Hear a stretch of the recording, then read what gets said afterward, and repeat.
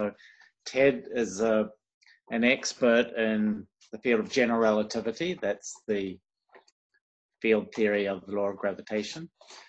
And he has done some amazing work in that area over the years, in particular thinking about statistical mechanics, so heat and energy and so on, and gravity, how those two very different things merge together. In fact, how he's shown how you can even get Einstein's equations of motion from these kinds of ideas. His PhD is from University of Texas at Austin, and he's a fellow of the APS, American Physical Society, and the American Association for the Advancement of Science. He's a frequent visitor to the KITP over the years, and in fact, he was here, attended recently our program on gravitational holography, and he likes it so much he stayed on, so he's still in Santa Barbara. So Ted, thanks very much for agreeing to give this lecture. And tonight, he's going to delve not into gravity, but that other very important field and its spectrum, the electromagnetic spectrum. So Ted, thanks again, and take it away.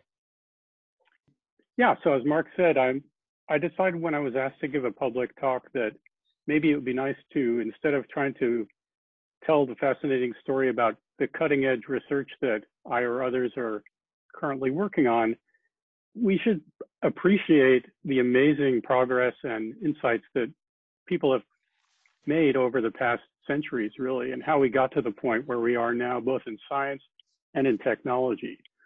I've always wanted to hear a talk like this, so I decided I should give one, and I spent some time researching it, and so here's what I've come up with.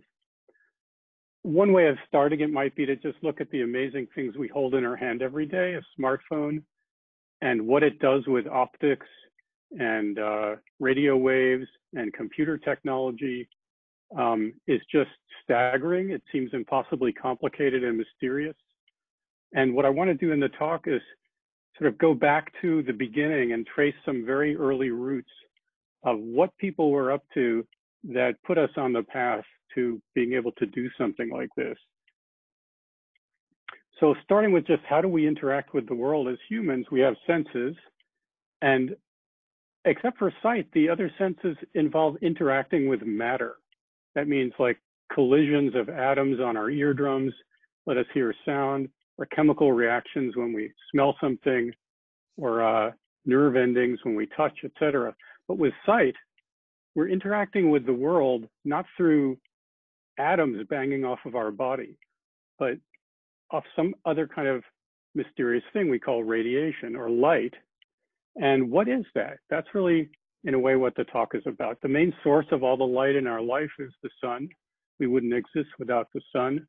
And the sun has played a crucial role scientifically also as a source of light to be studied because it's such a bright source of light. So what is light? I thought I'd go back to the Roman Epicurean poet Lucretius, who wrote this fantastic book on the nature of things. And he had this to say about what light is. He said, the light and heat of the sun, these are composed of minute atoms, which when they're shoved off, lose no time in shooting right across the interspace in the direction imparted by the shove. Interspace of air, it was blocked on my screen.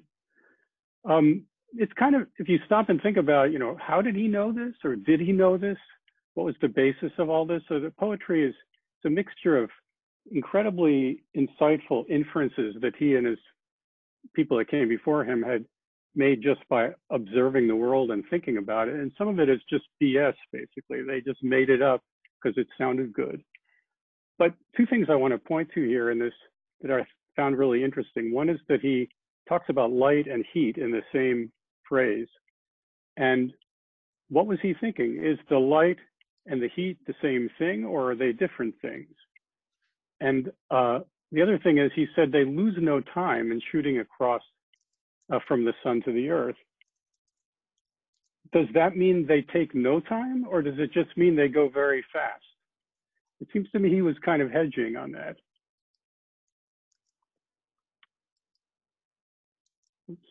Sorry. So what is light and how did we come to understand it and what have we done with that understanding? Here's a timeline. I put several things along the timeline that I'll follow. I'm going to start with Galileo, who's actually like the father of modern science. And then look at two episodes about 60 years later, 70 years later, involving Isaac Newton and a guy named Romer. And then there's going to be a big jump to 1800. And when we get to there, I'll come back to the timeline.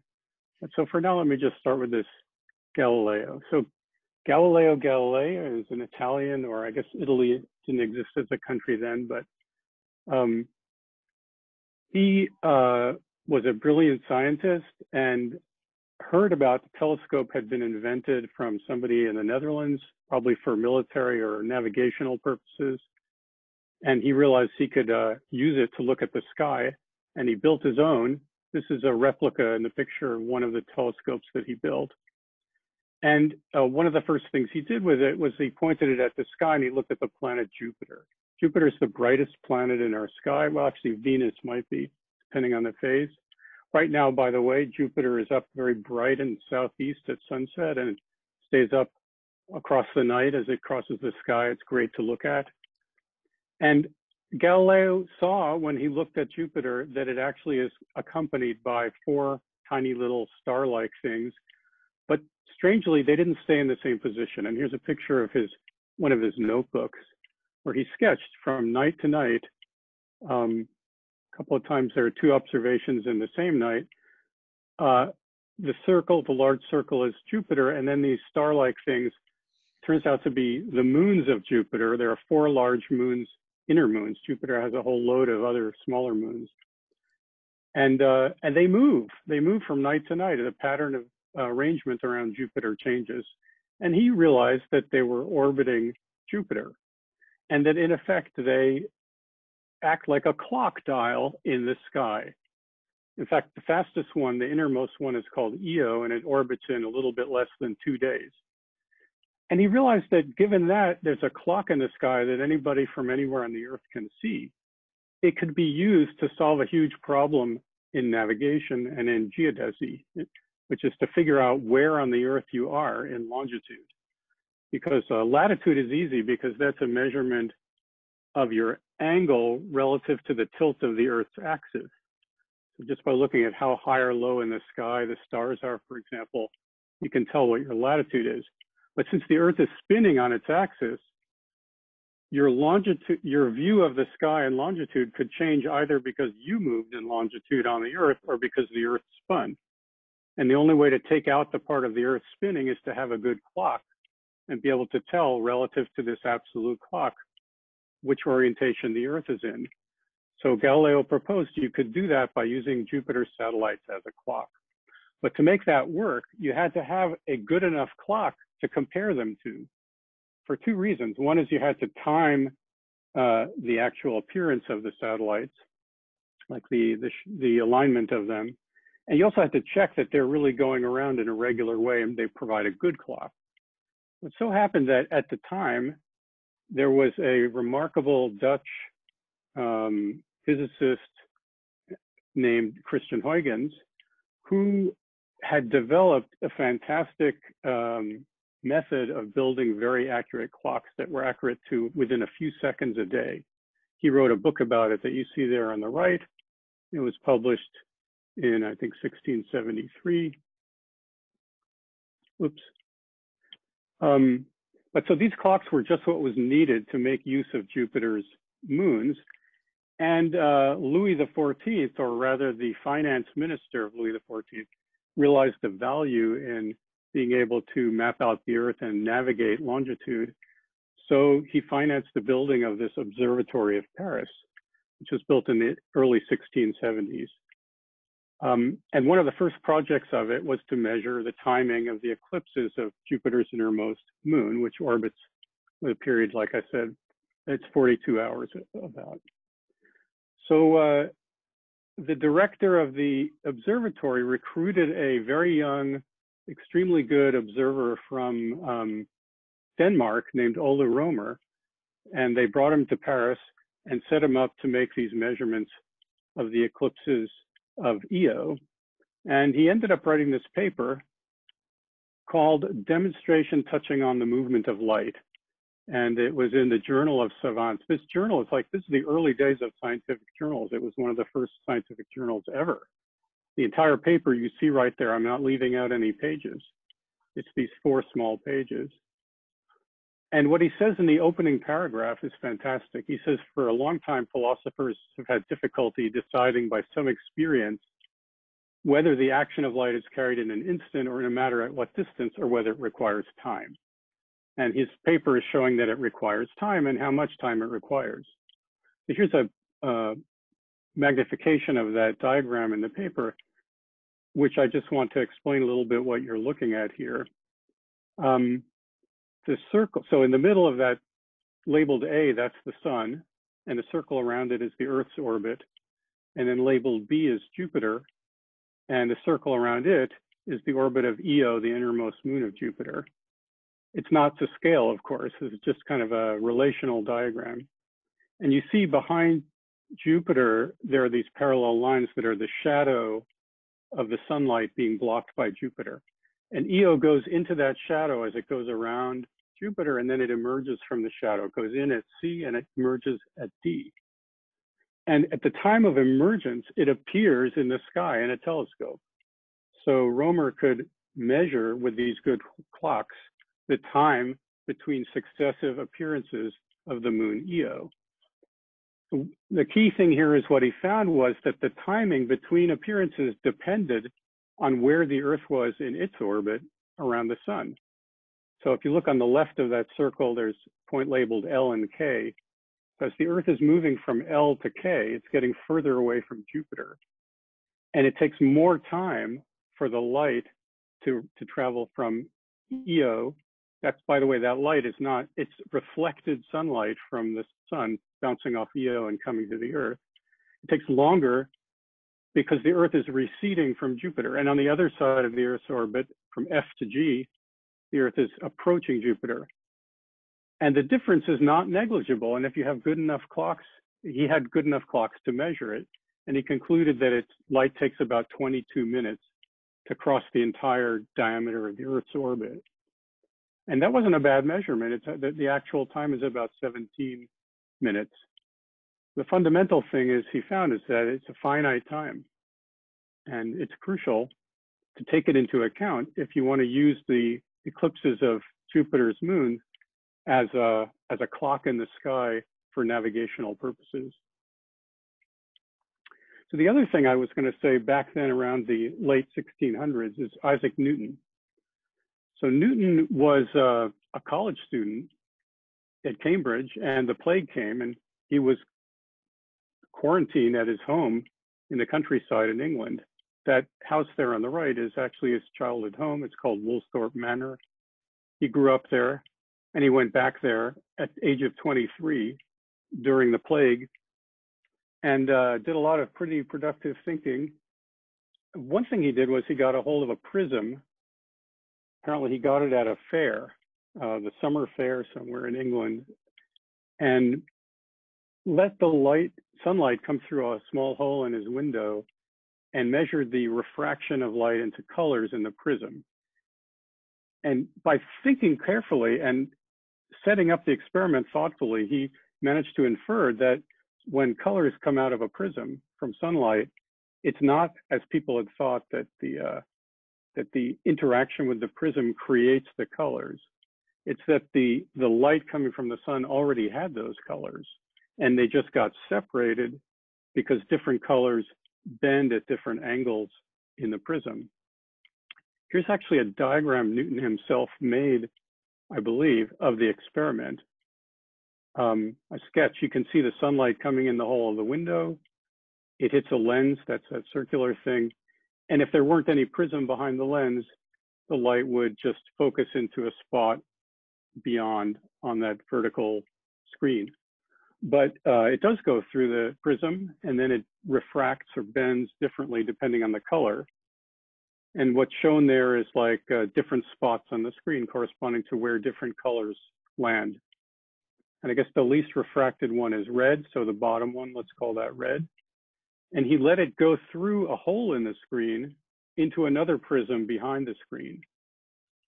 And then if the prism were actually creating colors, then what should come out of that second prism would be more colors. But what he found was, no, what comes out of the second prism is exactly the same color as went into it, because he had already selected, by this experiment, he'd selected out the red part of the sunlight. So this established that white light really is made of different colors, and different colors bend differently in glass. They refract differently. So that was the key steps at the beginning. And then there's a huge hiatus in my story of over 100 years, during which basically I would say other things grabbed the physicist's attention, particularly mechanics, Newton's theory of gravitation, and fluid dynamics, theory of gases, a little bit of chemistry, but basically nothing else on our story of electromagnetic radiation until we get to the year 1800. And 1800, I was going to focus on two particular developments, and I found out by chance that they both appeared in the same journal of the Proceedings of the Royal Society, and they're listed on the same page. I just thought that was fantastic. So here it is, not the Proceedings, the Philosophical Transactions of the Royal Society of London. The year is 1800. There are 3 articles in a row there by William Herschel, and then there's a gap with another paper, and then one by Alessandro Volta, an Italian. Let me start with the Herschel papers.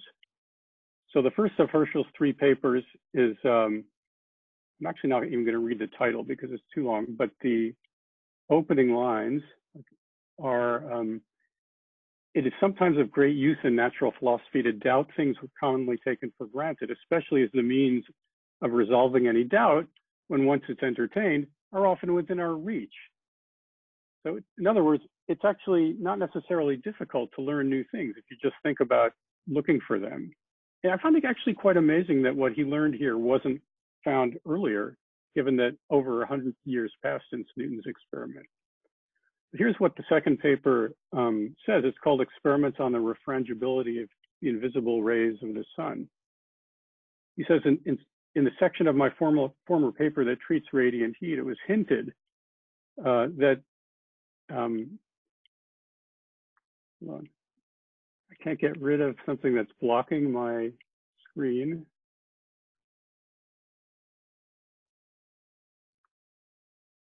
There we go.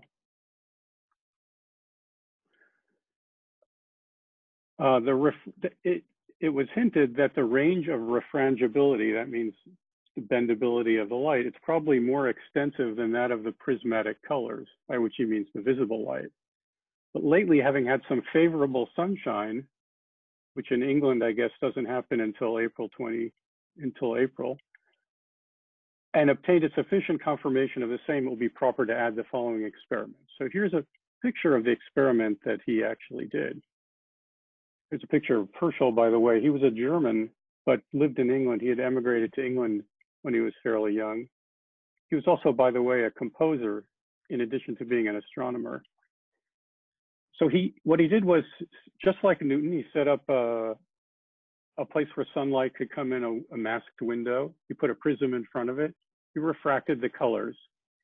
What he did differently is he set up a thermometer that could measure how much heat is transferred by this light that's coming through the prism. And he found actually that more heat is coming in the red part of the spectrum of the sun than the blue, but more surprisingly, he found even beyond the visible, where there's nothing, it's still receiving heat. The thermometer still raises its temperature. So by this simple experiment, he was able to show that the visible spectrum is just a piece of what comes from the sun. And there's this radiant heat part. Well, it all carries heat, but there's some part of it that we can't see. And he concluded that the part we can't see is, in its essence, the same as the part we can see. The only difference is that we can't see it. So I'm going to jump here now to just the final conclusion about this.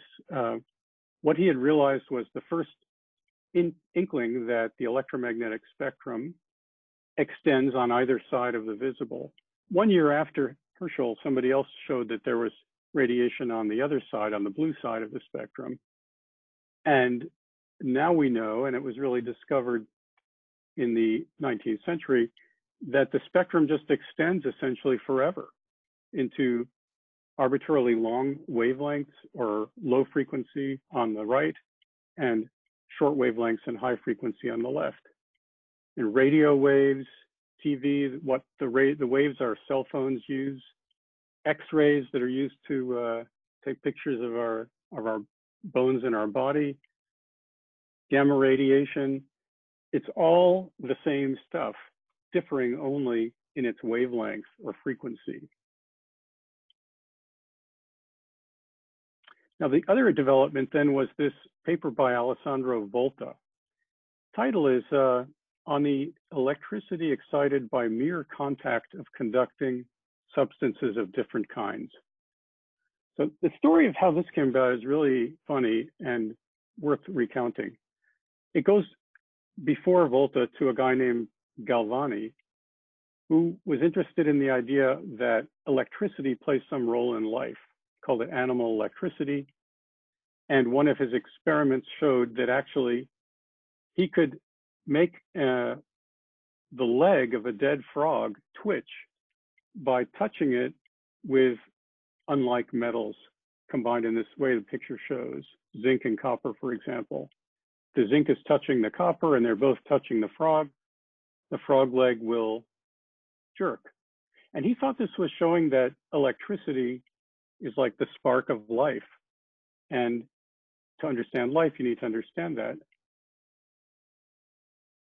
His idea about that turned out to be wrong, but we still, he actually developed a method of measuring electrical current with frog legs.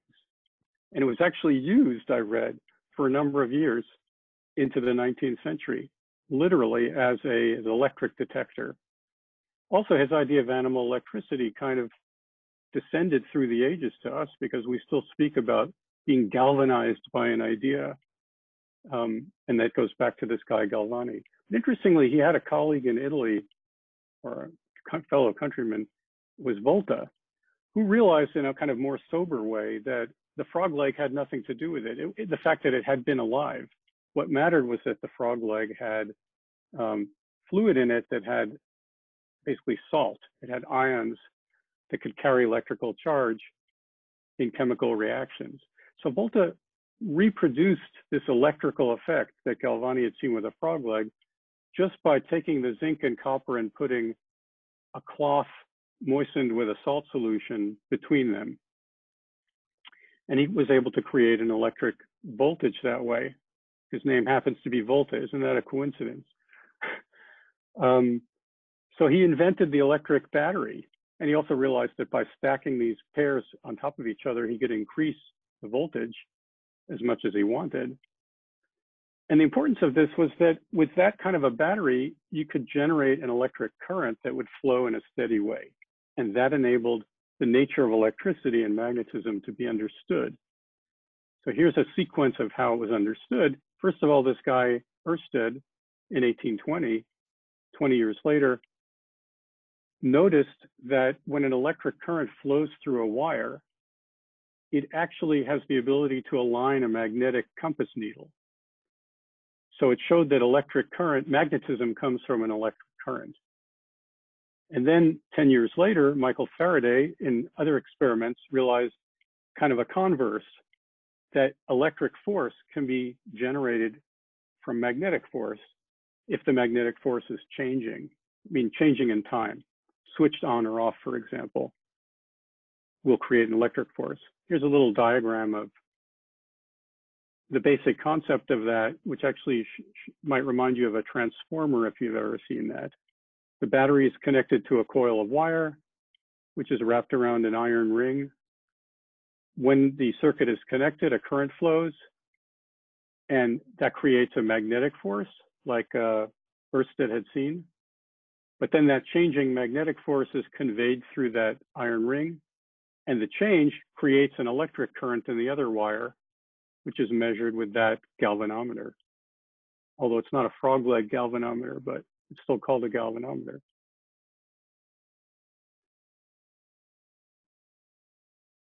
So this is called electromagnetic induction, that a changing magnetic force can create an electric force. And finally, 30 years later, James Clerk Maxwell realized the converse of that is true. A changing electric force makes a magnetic force.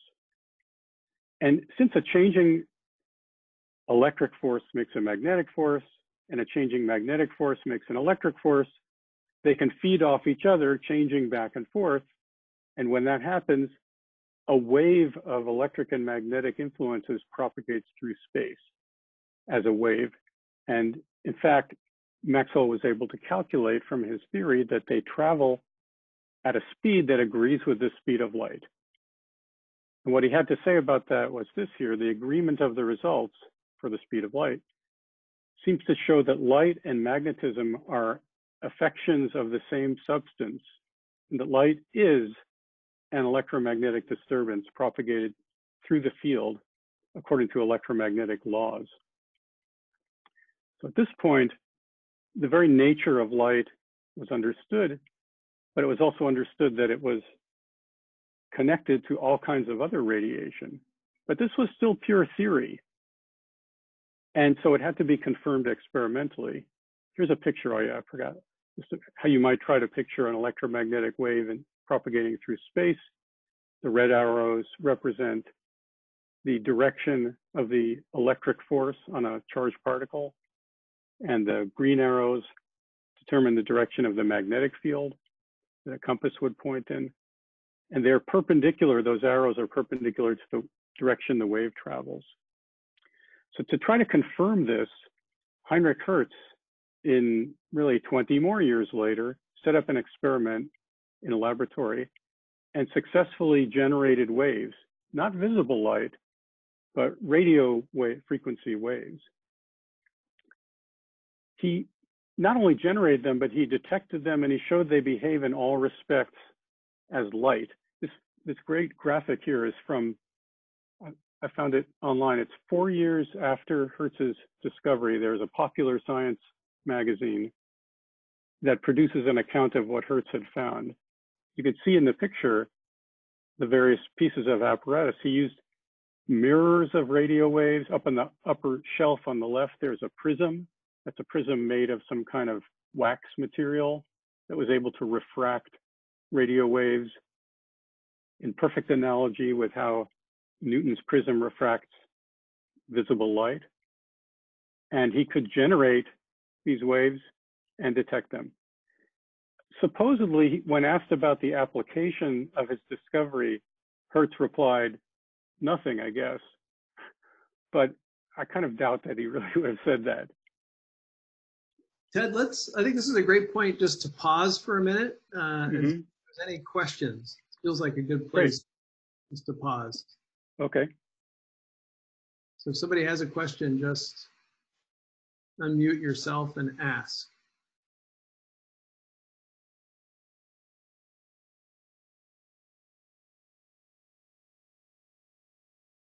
I hope that's not because it's incomprehensible that nobody's asking. No, I don't think so. I just was reminded of the joy of prisms and just got some to teach my grandchildren some cool things. So thank you. Okay, keep going, Ted. Okay. Okay, so he had confirmed Maxwell's prediction. He had generated his own electromagnetic waves. He said it wasn't really good for anything. Well, but he probably didn't say that. But there was somebody who was aware of it who immediately realized it was very good for something, and that is Guglielmo Marconi, an Italian, obviously, who was very interested in these experiments of Hertz and realized immediately that they could be very useful for wireless telegraphy, that is, sending telegraph messages without wires. And he experimented with the kind of apparatus that Hertz had. You can even see here, his device looks quite a bit like with the two balls on the end. That's an electric resonator. That's quite similar to the one you see in Hertz's lab. The thing on the right, I guess, is some kind of a telegraph transmitter and receiver. He would make some kind of Morse code messages with the electric waves that he could generate this way. He set up a company to exploit this, and he wanted to improve on the current technology. So I found this fantastic graphic of the transatlantic telegraph cables at the turn of the century. It's amazing that humans managed to build cables thousands of miles long, many of them, and lay them under the Atlantic Ocean and use them to send telegraph messages. And it was a standard thing by 1900.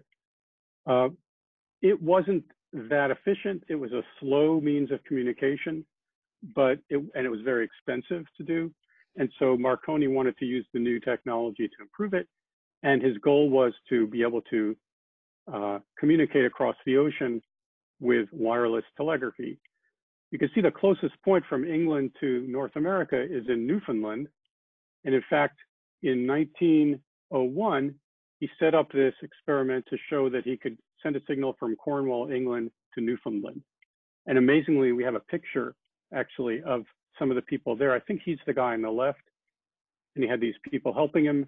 That's a kite they're holding, because he needed to lift the antenna, the receiving antenna, up high into the sky. Eventually, they would, of course, build a structure that would be the receiving station, but this was just to demonstrate that it worked. And they flew the kite in these strong, incredibly strong offshore winds coming off the Atlantic Ocean. And in his diary, he recorded that Kemp heard the same thing that I did, and I knew then that I was absolutely right in my anticipation. Electric waves, which had been sent out from Poldhu in Cornwall, had traversed the Atlantic, serenely ignoring the curvature of the Earth, which so many doubters considered would be a fatal obstacle. It's so romantic. The reason why the waves didn't really ignore the curvature of the Earth, but they bounced off of the ionosphere around the Earth. The atmosphere of the Earth has some charged particles up high in it, which are able to kind of act like an electrical mirror and reflect the waves so that they could channel around from Cornwall to St. John's. So it worked, and his company was started, and he quickly became the purveyor of wireless telegraphy. 10 years later, this is a reconstruction of a ship's radio room. So you could not only use this on land, but ships could carry wireless telegraph stations. And here's one around 1910, which happens to be right around the famous incident with the Titanic sinking on account of hitting an iceberg. And in fact, the Titanic had a telegraph station and used it for a distress call. And only because of that, the number of people, which is around 1,000 or so, survived. Many more perished, but the fact that any survived was thanks to the existence of this telegraph station on the boat that was able to contact other ships. Okay, so let's see what time I'm at. Great. Okay, so that brings us up to 1900 or so. Now, if I had another whole lecture to give you, I'd love to tell you what happened next, which was that in order to deal with the way light, electromagnetic waves come out of atoms, that is the spectrum that comes out of atomic sources of light, and also to deal with the thermodynamics of radiation, like how can radiation be in thermal equilibrium, that required a revolution in physics and the creation of quantum physics. That happened in the first quarter of the 20th century. The final form of the theory was found in 1925.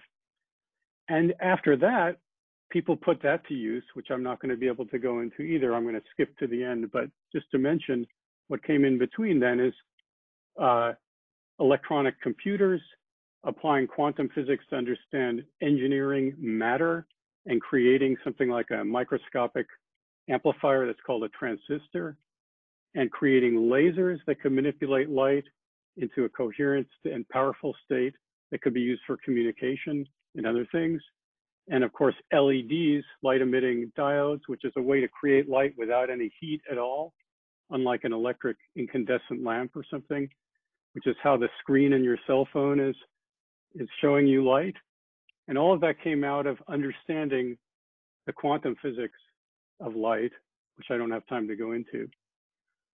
But let's leap then another 100 years and end on a couple of modern developments along this whole path. I think I'm going to first describe something analogous to Marconi. So from Marconi to Elon Musk. So today, instead of transatlantic telegraph cables made of metal carrying electric signals on conducting metal, we have undersea fiber optic cables all over the planet. And they carry signals by light. Actually, it's not visible light. It's a little bit longer wavelength than visible light. It's infrared light. And it's generated by lasers and amplified on the way. And when you communicate on the internet or pick up a website that's in some other continent, you're getting that information zipping under the sea along fiber optic cables. And there are lots of them, just like there were in 1900 transatlantic telegraph cables. But like those, these are expensive. And they actually are somewhat limited because, I mean, it seems unlimited, but the more bandwidth we have, the more we want. So Elon Musk wants to do better, and he's created this company SpaceX, one of their projects being this Starlink satellites, which I have mixed feelings about because they're going to pollute our skies with reflected sunlight. Hopefully they won't also lead to a big traffic jam and a bunch of satellite garbage from collisions and so forth. In fact, I'm kind of amazed that he's allowed to do this. But anyway, it's already up there. Several hundred satellites are up already. They plan 12,000 by 2027. And it doesn't use visible light, of course. It doesn't really use radio frequency like a cell phone at shorter wavelength, 4 millimeters up to 25 millimeters. In order for this concept to work, those waves have to be able to get through the Earth's atmosphere. So it's important. Here's just a diagram of absorption in the Earth's atmosphere as a function of wavelength of light. Let's start with the colored bands in the middle. That's the visible spectrum, and it just so happens, actually no accident, that what we can see with our eyes is a frequency that efficiently can get through the atmosphere. If it couldn't, it wouldn't have been any use for biology to see it, and we wouldn't see it. And then there's a bunch of blocked stuff, but way over there on the right is the radio frequency part of the spectrum. And the edge of that, closest to the left, is where Musk is going to use the transparency of the atmosphere to do this project. Okay, and my last example is an amazing development that was shared with the world last year. Checking time here. Yeah, so probably everybody or almost everybody in the audience has seen this picture in the news last April. It's a picture of radiation coming from a distant galaxy, 53 million light years away. And it's supposedly got a big black spot in the middle because there's a 6.5 billion solar mass black hole there. And surrounding it is hot gas and accelerated charges. And those charges make radiation. This particular image is formed from radiation with a wavelength around 1 millimeter. And I want to say a tiny bit about how this image could possibly be captured. By the way, it's so, even though that's a huge black hole, it's so far away that seeing this image, I read, is like seeing a dimple on a golf ball in Los Angeles as viewed from New York City. So it's a staggering accomplishment technologically, and I just want to say a word about how it's done. So it's done by using the entire Earth as a telescope with radio telescope receivers all around the planet. And those receivers receive waves from this distant galaxy, from this black hole. I want to depict here how those waves come in. So there's, for example, a wave coming from the direction on the right. It's traveling at the speed of light. So it arrives at the first telescope on the right there, on the upper right, around 2 o'clock on the clock first, and then it arrives at the lower one at the near the South Pole next, and so forth. So it arrives at different telescopes at slightly different times. And a different place on that image would be emitting light from a different, slightly different direction, like this. And that would arrive also at the telescopes at different times, but with different time offsets than the red one. The yellow direction would have different set of time offsets than the red direction. So using those time offsets and extremely good clocks, it's possible to make the image. So it requires actually atomic clocks to time the arrival of each little fluctuation of the radiation signal. Those clocks are accurate to 1 second in 100 million years. Remember, I showed up above the Romer diagram, and he used Christian Huygens clocks that were good to a second or a few seconds in a day. And that allowed Romer to measure the speed of light, an effect due to the time it takes for light to propagate. And here in this, what's called the Event Horizon Telescope, they're using the time of propagation of light and the differences between the time it takes to travel to different points on the Earth, measuring those to 1 second in 100 million years, storing all of the data in massive computer, magnetic storage disks, bringing them all back to a massive computer, and using the computers that have only been made possible by understanding the quantum mechanics, which was needed to understand the radiation. And putting it all together, they could actually reconstruct that image that I showed you. So it's like an exponential growth of human knowledge, which started from seeds that are extremely clear to understand. And because of, I guess, the collective cooperation and brilliance of humanity as a species, we managed to get to the point of doing this and of building a cell phone, of course. So here's the spectrum again. Oh, pardon? I think your last sentence was so beautiful. I'd like to say victory and questions. I have one slide. As okay. A concluding slide. Awesome. So the question is there an end to the electromagnetic spectrum? It looks like it goes infinitely far in each direction. The short answer is we don't know. There's no end in Maxwell's theory. There's no end in Einstein's theory. We've seen cosmic radiation 100 trillion times shorter in wavelength than the wavelength of visible light.